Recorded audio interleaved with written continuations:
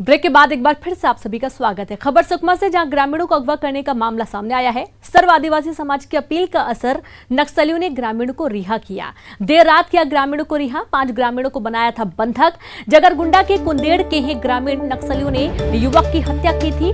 मृतक युवक की खोज में ग्रामीण निकले हुए थे। रात तकरीबन 12 बजे 3 महिला समेत 5 लोग पहुंचे कुंदेड़। न्यूज 18 के जरिए सर्व आदिवासी समाज ने अपील की थी और इस अपील का ये सकारात्मक जो परिणाम है वो देखने को मिला है कि जितने भी लोगों को बंधक बनाया गया था, नक्सलियों ने सभी को रिहा कर दिया है और सभी सही सलामत अपने घर पहुंच चुके हैं। तो देर रात सभी कुंदेड़ पहुंचे। न्यूज 18 के जरिए अपील की गई थी सर्व आदिवासी समाज के नक्सलियों से। आपको बता दें कि युवक की मुखबिरी के शक में पकड़ कर ले गए थे नक्सली और हालांकि उसकी तो हत्या कर दी थी, लेकिन जब जानकारी नहीं थी तो ग्रामीण उसे खोजने के लिए जंगल गए थे और इसी दौरान उन्हें अगवा कर लिया गया था। काफी खोजबीन के बाद जब नहीं मिले तो पूरा डाउट गया कि नक्सलियों ने अगवा किया है और न्यूज 18 के माध्यम से सर्व आदिवासी समाज ने अपील की थी उन्हें रिहा करने की, जिसका एक सकारात्मक परिणाम सामने आया। देर रात सभी ग्रामीणों को रिहा कर दिया गया। तो युवक की खोज में ग्रामीण निकले थे। संवाददाता सत्यनारायण चांडक जुड़ गए हैं। सत्यनारायण, ये अच्छी बात है कि ग्रामीण सही सलामत वापस आ गए हैं और ये पहली बार शायद देखने को मिल रहा है। जी हाँ, ये पहली बार देखने को मिल रहा है कि जब सर्व आदिवासी समाज ने नक्सलियों से अपील की है, न्यूज 18 के माध्यम से कल रात की अपील की थी, उसके बाद जो है देर रात करीब 12 बजे जो है माओवादियों ने उन बंधक ग्रामीणों को छोड़ दिया है, जो रात के करीब 3 बजे वो अपने घर सुरक्षित पहुंच चुके हैं और जिसकी पुष्टि जो है वहाँ के एसडीओपी ईश्वर त्रिवेदी ने की है। उन्होंने बताया कि उनके जो रिश्तेदार हैं वो फोन पर जो है जानकारी दी है, हालांकि विस्तृत जानकारी जो है अभी आना बाकी है। जी बिल्कुल, बहुत शुक्रिया आपका सत्यनारायण। तो अभी फिलहाल तो जो निश्चित जानकारी वो आना बाकी है। हालांकि ग्रामीणों को कोई नुकसान नहीं पहुंचाया गया है। देर रात इन्हें रिहा कर दिया गया है। सभी कुंदेड़ पहुंच चुके हैं और सही सलामत हैं। एक और खबर है रायपुर से। न्यूज 18 की खबर का बड़ा असर हुआ है, जहां पर कोरिया जिले के खाड़ा बांध टूटने का मामला है। जल संसाधन मंत्री रविंद्र चौबे ने एक्शन लिया। कार्यपालन अभियंता और एसडीओ सस्पेंड किए गए हैं। जांच के भी आदेश दे दिए गए हैं। आपको बता दें कि खाड़ा बांध टूटने की वजह से पानी बहा और पानी आसपास के इलाके में भर गया और इसके चलते किसानों की सैकड़ों एकड़ फसल बर्बाद हो गई है। खड़ी फसलें बर्बाद हो गई हैं और इसके चलते कई गांव हैं उनमें भी पानी भर गया था। भारी नुकसान हुआ था और यहां पर इतना ज्यादा पानी था कि जो ग्रामीण थे वो अपने खेत भी देखने नहीं जा पा रहे थे। काफी आक्रोश देखा गया था, धरने पर भी बैठे थे। खाड़ा बांध टूटने के कारण क्या हो सकते हैं, क्योंकि कहा जा रहा है कि जो बांध होते हैं उनकी एक क्षमता होती है, क्षमता से ज्यादा यदि पानी आ जाता है तो उसके गेट खोलते हैं ताकि पानी सही जगह से निकल सके। यहाँ पर लापरवाही की गई है। क्षमता से अधिक पानी भरने के कारण बांध के गेट नहीं खोले गए हैं और पानी ने खुद ही बांध को फोड़ दिया और गलत जगह से निकलने लगा, जिसके चलते ग्रामीणों की फसलों पर नकारात्मक प्रभाव पड़ा। संवाददाता सुरेंद्र जुड़ गए हैं। सुरेंद्र, किस तरीके से न्यूज 18 की खबर का असर हुआ है? देखिए रेनू, जिस तरह से प्रमुखता से खाड़ा जो बांध है ये बैकुंठपुर कोलिया जिले में बना हुआ है। जलाशय है, एक बड़ा जलाशय है। वहां पर कई एकड़ जमीन जो है किसानों को सिंचित होती है, लेकिन ये जिस तरह से सिंचाई विभाग के अधिकारियों की लापरवाही उजागर हुई थी और अगर वहां पर क्योंकि लगातार बारिश हो रही थी तो उस समय ये देखना चाहिए था कि जो जल का जो स्तर है बांध का, जलाशय का, अगर बढ़ा है तो उसके गेट्स खोलने चाहिए थे। वो गेट को खोला नहीं गया, जिसके चलते बांध टूट गया। तो उसको प्रमुखता से खबर न्यूज 18 ने दिखाई थी। न्यूज 18 की खबर का असर ये हुआ कि जो वहाँ की संसदीय सचिव हैं अंबिका सिंह देव, उन्होंने भी पत्र लिखा था कलेक्टर को कार्रवाई करने के लिए। उसके बाद जिस तरह से इसमें जो ई है कार्यपालन अभियंता और साथ ही एसडीओ, इनको सस्पेंड कर दिया गया है। और साथ ही जो रविंद्र चौबे जो जल संसाधन मंत्री हैं, उन्होंने ये भी कहा है कि इन पूरे मामले की जो राज्य शासन पूरी जांच करेगी कि आखिर जो लापरवाही, इतनी बड़ी लापरवाही की गई है और कई एकड़ जमीन जो है, जो किसानों की जो फसल है वो खराब हुई है, तो आखिर इसके पीछे वजह क्या है, किन कारणों से इतनी बड़ी लापरवाही हुई है। हालांकि अभी इन दोनों जो अधिकारी हैं, इन दोनों अधिकारियों को ईको कार्यपालन अभियंता और एसडीओ को सस्पेंड कर दिया गया है।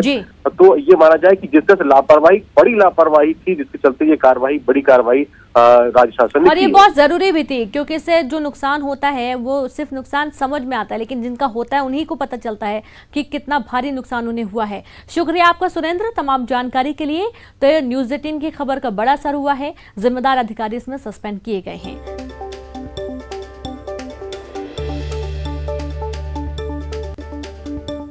एक और अहम खबर राजगढ़ से। खिलचीपुर कॉलेज के बाहर से युवती का अपहरण किया गया। आरोपी कैफ खान ने युवती के कंधे पर गोली मार दी। युवती के परिजनों से 5 लाख रुपए की मांग की गई है। पुलिस और परिजनों की घेराबंदी के बाद युवती को पपड़ेल रोड पर छोड़कर आरोपी भाग गया। घायल युवती को इलाज के लिए अस्पताल भर्ती किया गया। पुलिस आरोपी की तलाश में जुट गई है। हालांकि युवती की हालत खतरे के बाहर है, उसे गोली पीछे कंधे पर लगी। पुलिस आरोपी की तलाश में जुट गई है और हालांकि युवती को पपड़ेल के पास छोड़कर युवक भाग गया था। परिजनों से 5 लाख रुपए की फिरौती उसने मांगी थी। खबर रायपुर से। आज शाम शहर को नहीं मिलेगा पानी। जी हां, राजधानी की 27 टंकियों से पानी की सप्लाई नहीं होगी। आधी से ज्यादा आबादी होगी प्रभावित। बिजली विभाग ने शटडाउन लिया है। 33 केवी लाइन के सीटीपीटी विस्थापन के लिए शटडाउन। बस टर्मिनल पहुंच मार्ग से सीटीपीटी का विस्थापन किया जाना है और इसके चलते आज 27 टंकियों से पानी की सप्लाई नहीं होगी। यानी कि आप मानकर चलिए कि आधा रायपुर आज शाम पानी नहीं पाएगा।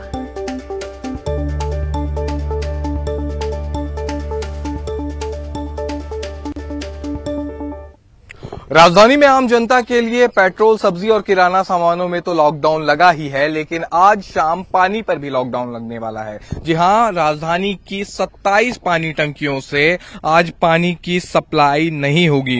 जिस तरह से ये बताया गया है नगर निगम द्वारा कि सीएसईबी द्वारा जो अंतर्राज्यीय बस टर्मिनल पहुंच मार्ग से 33 केवी लाइन के सीटीपीटी विस्थापन का काम होगा और इसलिए राजधानी के 27 जलागारों से पानी की सप्लाई नहीं होगी। और इसमें जो इलाके हैं, जो मुख्य तरह से डगनिया, गंज, गुड़ियारी, राजेंद्र नगर, शंकर नगर, श्याम नगर, तेलीबांधा, खमतराई, भनपुरी, मठपुरैना, लालपुर, अमलीडीह जैसे इलाके हैं जो कि सबसे ज्यादा इससे प्रभावित होंगे। इसके अलावा जो सरोना, एम्स का इलाका है, कोटा का इलाका है, हीरापुर, गोगांव का भी इलाका है, वो भी इससे प्रभावित होगा। और जिस तरह से लॉकडाउन का वक्त है और ऐसे में ज्यादातर लोग अपने घरों में हैं और इसलिए पानी की जरूरत सबसे ज्यादा लोगों को पड़नी है, लिहाजा एक व्यवस्था की बात जरूर नगर निगम ने कही है, जो कि ठीक मेरे पीछे आपको दिखाई दे रही होगी। पानी टैंकरों की व्यवस्था करने की बात यहां पर नगर निगम ने कही है, लेकिन बावजूद इसके आधी से ज्यादा आबादी प्रभावित होने वाली है और इतने संसाधन फिलहाल नगर निगम के पास नहीं है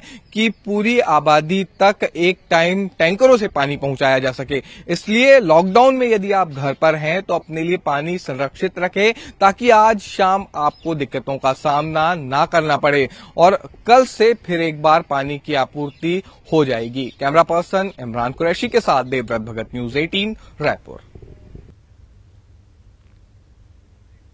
ब्रेक के बाद एक बार फिर से आप सभी का स्वागत है।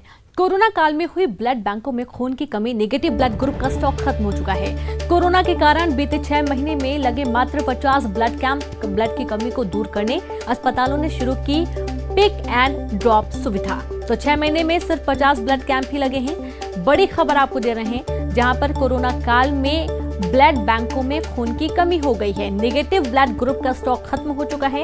यानी कि यदि आप कोई नेगेटिव ब्लड ग्रुप के लिए यदि आता है ब्लड बैंक, तो उसको नेगेटिव ब्लड ग्रुप नहीं मिल पाएगा। स्टॉक खत्म हो चुका है। कोरोना के कारण बीते 6 महीने में मात्र 50 ब्लड कैंप लगे हैं। ब्लड की कमी को दूर करने अस्पतालों ने शुरू की पिक एंड ड्रॉप सुविधा।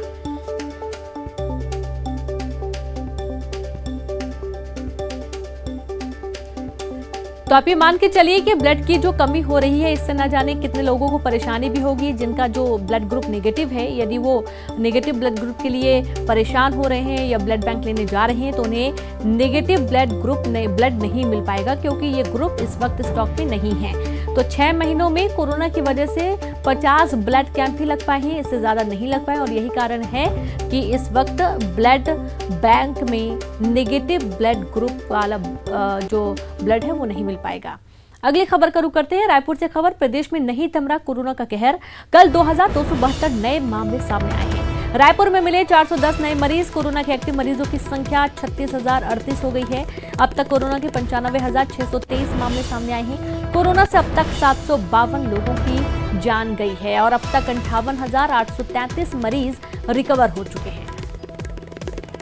2272 नए कोरोना मरीज मिले हैं एक दिन में और ये कल का आंकड़ा है। कोरोना के एक्टिव मरीजों की संख्या 36,038 हो गई है।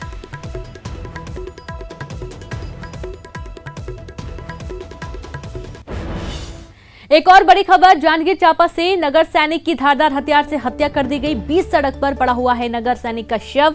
नगर सैनिक का नाम रज्जू तिवारी बताया गया है। बीती रात ड्यूटी कर घर जाने के दौरान उसकी हत्या की गई। नगर सैनिक के शव के पास ही खड़ा हुआ है उसका बाइक। नवागढ़ थाने में पदस्थ था नगर सैनिक। नवागढ़ पुलिस मामले की जांच में जुट गई है।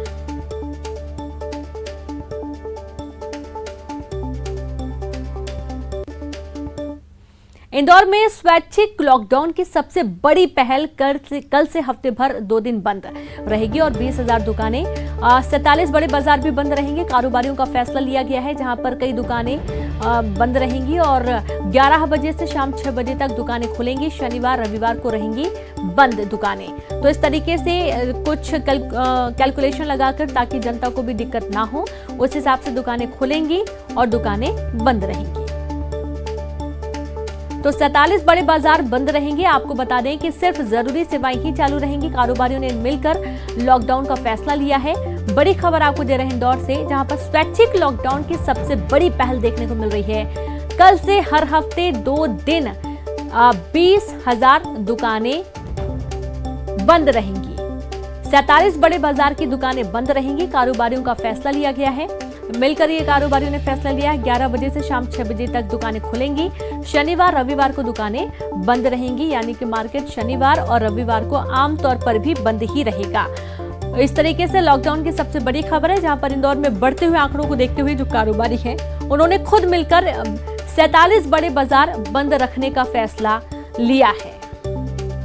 तो कारोबारियों ने लॉकडाउन का फैसला लिया है ताकि जो कोरोना की चैन है उसे तोड़ा जा सके। हर दिन हजारों की संख्या में मामले सामने आ रहे हैं और लॉकडाउन यहां पर जबरदस्त लगा था, लेकिन उसके बावजूद देखा जा रहा है कि कोई ज्यादा सुधार नहीं है। जब तक लॉकडाउन रहता है तब तक शांति रहती है, लेकिन जैसे ही लॉकडाउन खुलता है तेजी से मामले सामने आते हैं। और संवाददाता अरुण जुड़ गए हैं। अरुण, कारोबारियों ने मिलकर फैसला लिया है लॉकडाउन का, किस तरीके से पूरी प्रोसेस है?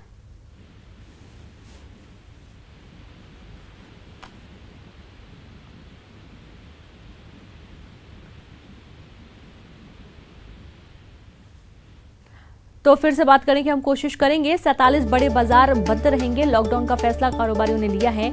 अब इसमें मुख्य रूप से जो जरूरी चीजें होंगी वही खोली जाएंगी। सुबह जो वक्त है सुबह का वो वक्त है 11 बजे और शाम को 6 बजे तक ही दुकानें खुलेंगी और इसके बाद दुकानें बंद कर दी जाएंगी। और एक कंपलसरी है कि शनिवार और रविवार को दुकानें बंद रहेंगी। 47 बड़े बाजार बंद रहेंगे। आप ये मानकर चलिए कि जिस तरीके से कोरोना फैला हुआ है, कई सारे व्यापारी भी इसकी चपेट में आए हुए हैं। जो कर्मचारी काम कर रहे हैं उनके यहाँ वो भी इसकी चपेट में आ रहे हैं और यही कारण है कि एक कोरोना चेन तोड़ने के लिए और ये भी कह सकते हैं कि शारीरिक मजबूती के लिए भी आराम करना, अच्छे से खान पान बहुत अहम है, जो कि काम के दौरान नहीं हो पाता है। तो खुद का भी ख्याल रखने के लिए वक्त चाहिए और इसी वक्त के चलते भी जो दुकान खोलने का वक्त है उसमें भी बदलाव किए गए हैं। सुबह 11 से लेकर शाम 6 बजे तक दुकानें खुलेंगी और उसके बाद सारी दुकानें बंद हो जाएंगी।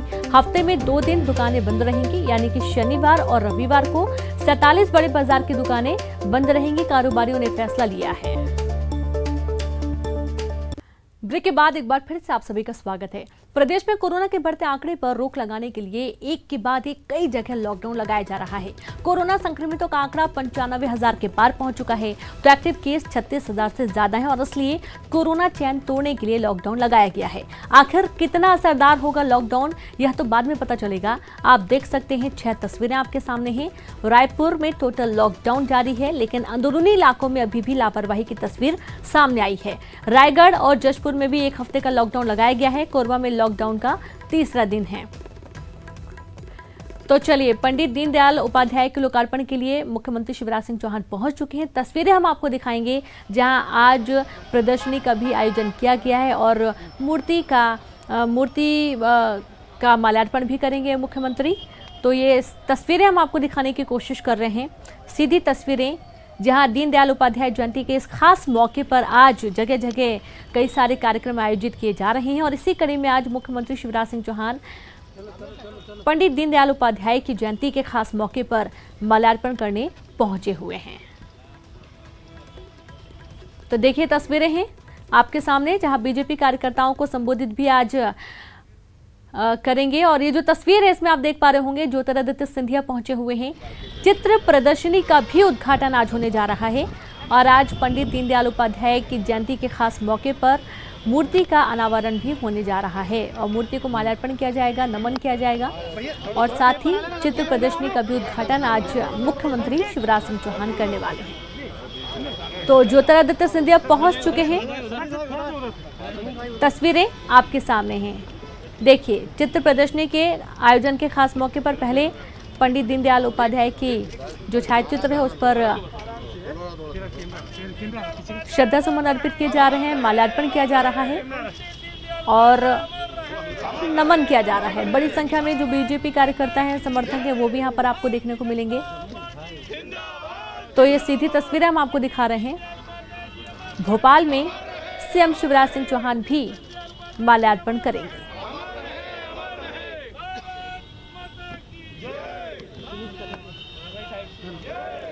तो पंडित दीनदयाल उपाध्याय की जयंती का आज बहुत खास मौका है। बीजेपी कार्यकर्ताओं को संबोधित करेंगे प्रधानमंत्री नरेंद्र मोदी और साथ ही भोपाल में सीएम शिवराज सिंह चौहान भी पहुंचेंगे, माल्यार्पण करेंगे। और अभी जो तस्वीरें आपने देखी हैं उसमें आपने देखा है कि ज्योतिरादित्य सिंधिया पहुंचे हुए हैं। चित्र प्रदर्शनी का भी उद्घाटन आज किया जाना है। जैसे कि आपने देखा, दो बड़े दिग्गज, आज कई सारे दौरे भी हैं सीएम के और ज्योतिरादित्य सिंधिया के एक साथ।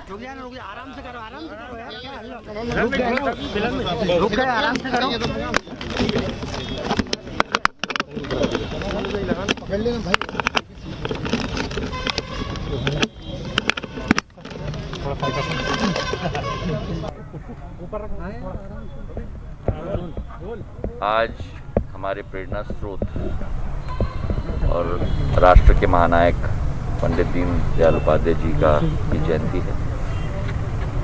जब हम उनके स्मरण करते हैं, जो एकात्मा की एक सोच विचारधारा थी, राष्ट्रवाद की एक विचारधारा थी, उससे आज भी हम लोग प्रेरणा लेकर देश की प्रगति और उन्नति के लिए अपने आप को समर्पित करते हैं।